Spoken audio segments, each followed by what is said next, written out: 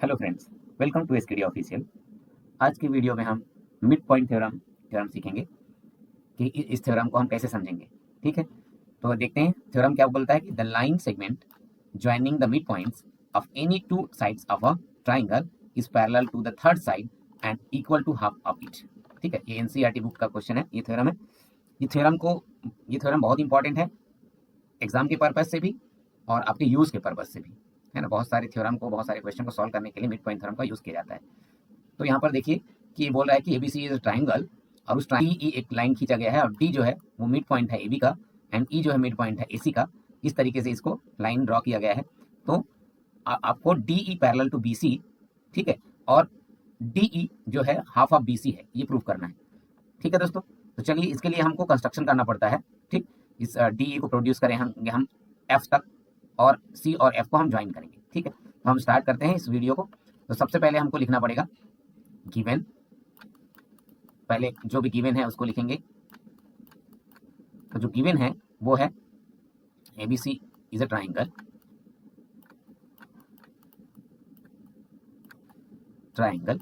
ABC is a triangle, D and E are midpoints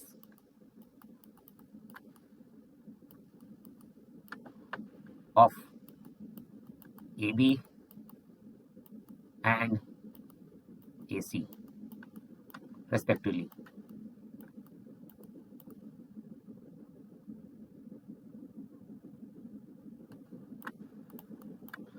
ठीक है, A B and ए सी का mid point है D and ई। ठीक, और ठीक है, तो ये गिवन है। ठीक, और अगर मिड पॉइंट है तो आप क्या लिखेंगे यहाँ पर, A D is equal to T B and इस तरीके से भी हम उसको लिख सकते हैं। ठीक है, ए ई इज इक्वल टू ई सी, ये क्या है, गिवन है। ठीक, नेक्स्ट में हमको लिखना है टू प्रूव, क्या प्रूव करना है हमको। ठीक, प्रूव हमको क्या करना है, D E parallel to B C and D E is equal to half of B C. ठीक, ये प्रूव करना है हमको। कंस्ट्रक्शन क्या करना पड़ेगा, उसके लिए कंस्ट्रक्शन जो हमने किया है उस कंस्ट्रक्शन को हम लिखते हैं।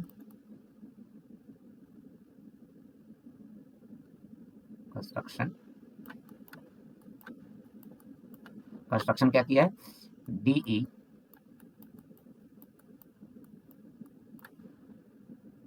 Produce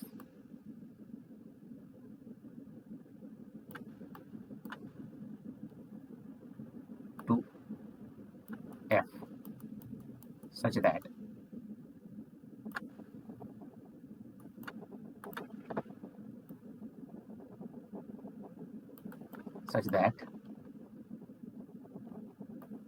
DE is equal to EF। ठीक है, डी को इस तरीके से प्रोड्यूस किया गया कि DE और EF इक्वल है। ठीक, एंड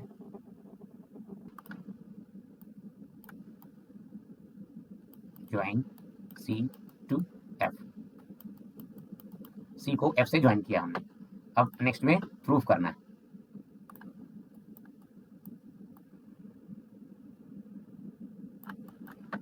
प्रूफ करने के लिए हम सबसे पहले क्या लेंगे, in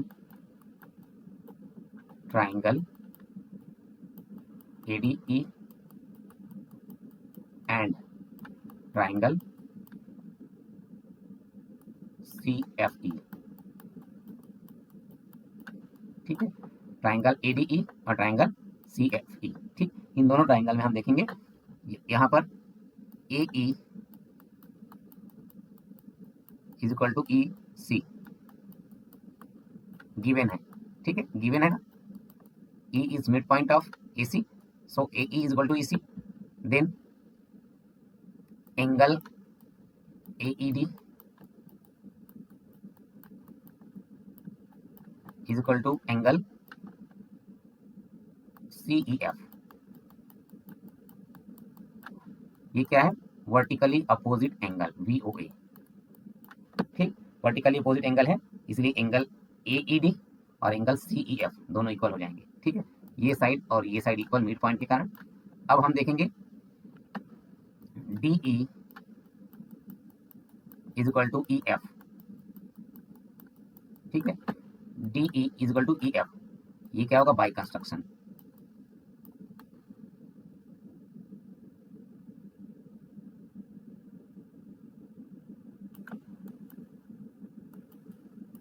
by construction DE is equal to EF, ठीक है। अब क्या हो जाएगा, triangle ADE is congruent to triangle CFE, ठीक है, by side angle side SAS, ठीक है, कॉन्ग्रुएंसी बाई SAS कॉन्ग्रुएंसी से ADE एंड CEF जो एंगल ट्राइंगल है वो क्या हो जाएगा, कॉन्ग्रुएंट हो जाएगा, ठीक है। अब नेक्स्ट स्टेप में हम क्या लिखेंगे, अगर कॉन्ग्रुएंट है दोनों ADE एंड CEF कॉन्ग्रुएंट है तो हम क्या लिख सकते हैं, AD is equal to CF corresponding parts of congruent triangle by CPCT हम लिख देंगे, CPCT congruent part of corresponding parts of congruent triangle, AD is equal to CF, AD is equal to CF, है ना। और लिख सकते हैं हम angle DAE is equal to angle FCE, ठीक है, DAE ये एंगल और ये एंगल, हम देख रहे हैं कि दोनों एंगल क्या हो रहे हैं, जो CF है ना, जो CF है और AD इक्वल है, और दोनों क्या चीज है, दोनों ये देख सकते हैं, ये दोनों एंगल बाई CPCT, ये दोनों हम बोल सकते हैं। अब बाई CPCT हम देख रहे हैं कि एंगल DAE, ठीक है, और एंगल FCE, ठीक, ये दोनों एंगल इक्वल है। अब इसमें इफ AC इज ट्रांसवर्सल, ठीक है,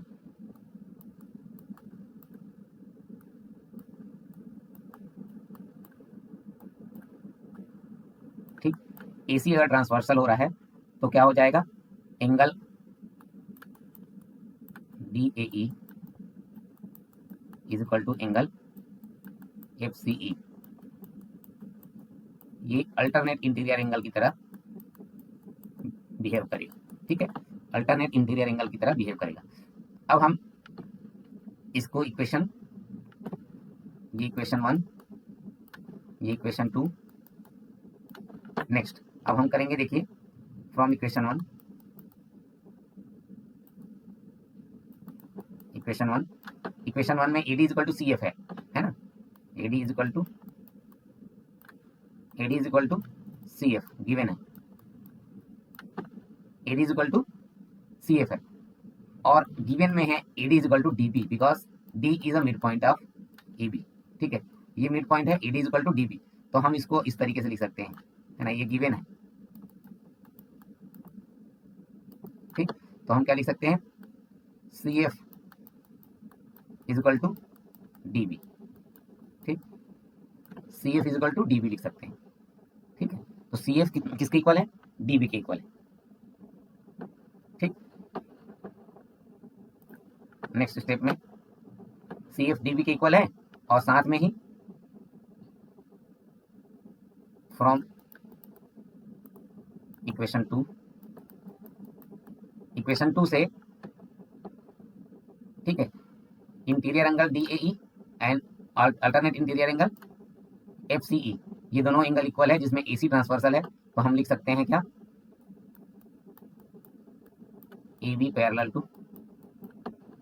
CF, ठीक है, या फिर AD पैरेलल टू CF बोल सकते हैं, ठीक, और AB पैरेलल टू CF, तो अब हम इसको ऐसे भी लिख सकते हैं, DB पैरेलल टू CF भी लिख सकते हैं, है ना, क्योंकि AB और DB एक ही लाइन है ना, AB और DB सेम लाइन है, तो AB को DB भी लिख सकते हैं, DB पैरेलल टू CF, और DB पैरेलल टू CF है एंड, ठीक है, dB is equal to CF, already proved है, ठीक है, dB is equal to CF, proved above लिख देता हूं मैं।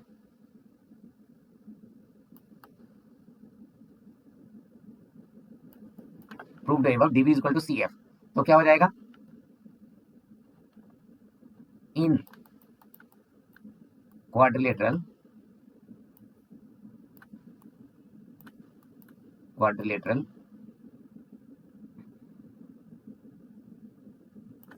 ठीक है, in quadrilateral dB CF, quadrilateral dB CF में one pair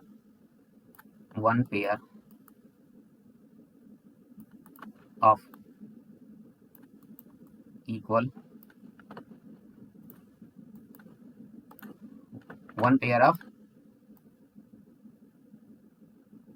equal side, one pair of equal sides are, and one pair of equal sides are parallel, और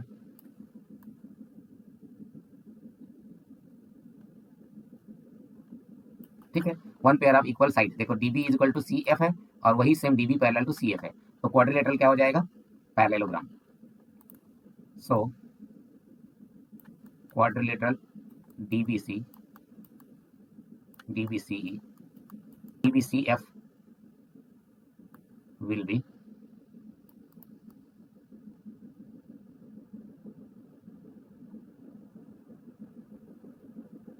parallelogram, ठीक है।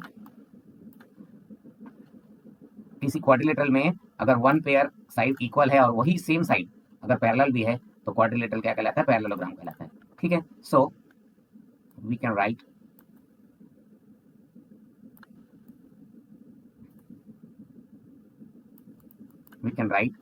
DF parallel to BC and DF equal to BC, ठीक है, parallelogram के second pair of sides,